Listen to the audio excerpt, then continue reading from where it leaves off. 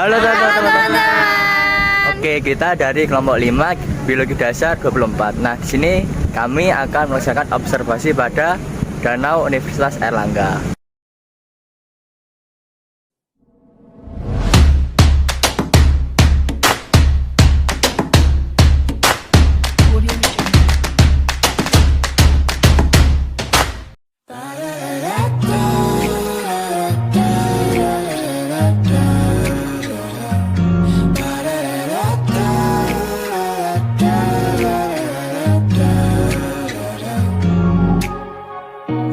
Drives with the windows down, got me feeling so free with you. We talk till the sun fades out, 'cause we both know that we've been drawing lines in the sand, and like the current you're pulling me in.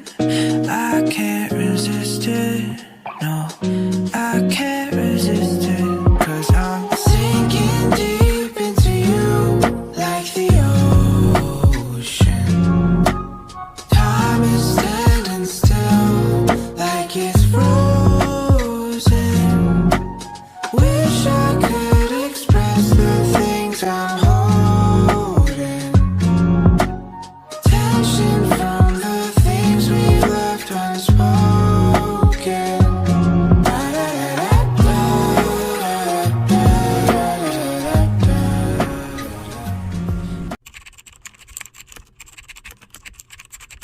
Oke, kenapa sih kita milih Danau UNER sebagai objek kita? Yang pertama, yaitu sebagai bentuk kecintaan kita, sebagai bentuk kepedulian kita terhadap Universitas Airlangga. Yang kedua yaitu hemat biaya.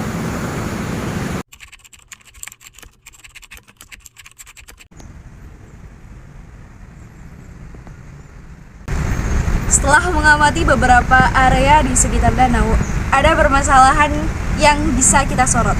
Yang pertama, warna danau yang hijau dikarenakan alga dan lumut sehingga mengurangi keestetikaan. Yang kedua, filter sirkulasi air yang kurang optimal dikarenakan danau yang begitu luas sedangkan filter sirkulasi air yang terbatas. Yang ketiga, pemberian pakan ikan yang berlebihan dari pengunjung akan membuat ikan menghasilkan limbah yang lebih banyak. Makanan yang tidak dimakan oleh ikan akan membusuk di air dan menghasilkan limbah, amonia, dan nitrat. Yang keempat, ada beberapa sampah plastik dan dedaunan yang mengapung di atas permukaan danau. Dari permasalahan yang telah didapatkan, maka kami mendapatkan 3 solusi untuk menangani permasalahan tersebut. Yang pertama,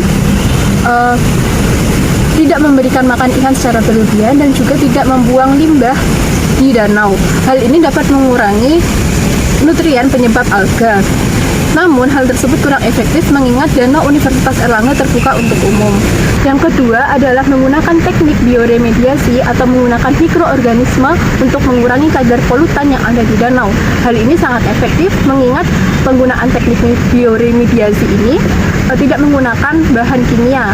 Namun, hal ini sulit untuk dilakukan karena pengawasannya membutuhkan pengawasan yang intensif. Yang ketiga adalah menggunakan filterisasi danau. Hal ini dapat mengurangi limbah yang ada di danau. Namun hal ini kurang efisien mengingat debit danau itu terlalu besar. Untuk fungsi dari pancuran air tadi itu untuk apa ya Pak? Kalau jadi satu untuk sirkulasi air, yang kedua untuk pengganti oksigen supaya ada ruang untuk ikan itu untuk bernapas lebih leluasa. Kalau air itu diam, jadi ikan itu perkembangannya kurang bagus. Perkembangannya ikan itu kurang bagus dan ya itu tadi perlu sirkulasi udara.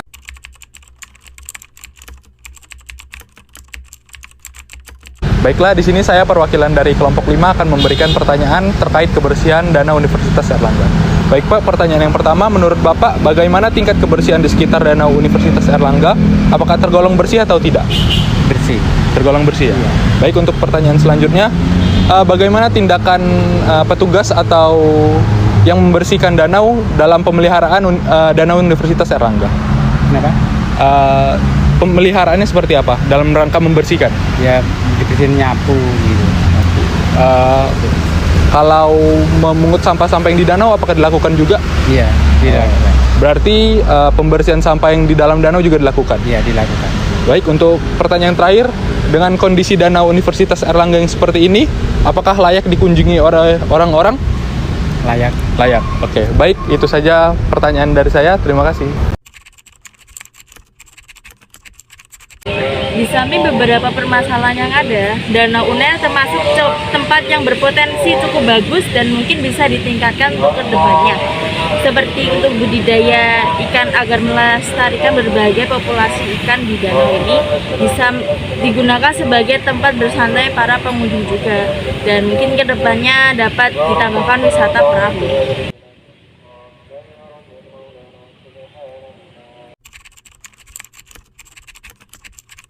Kesimpulan dari hasil observasi kami adalah Danau Universitas Airlangga memiliki banyak potensi di samping dari permasalahan-permasalahan yang ada.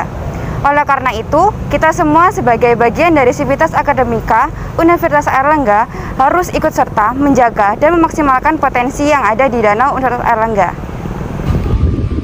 Baiklah, itu sekian dari hasil observasi kelompok 5. Kurang dan lebihnya kami mohon maaf. Terima kasih.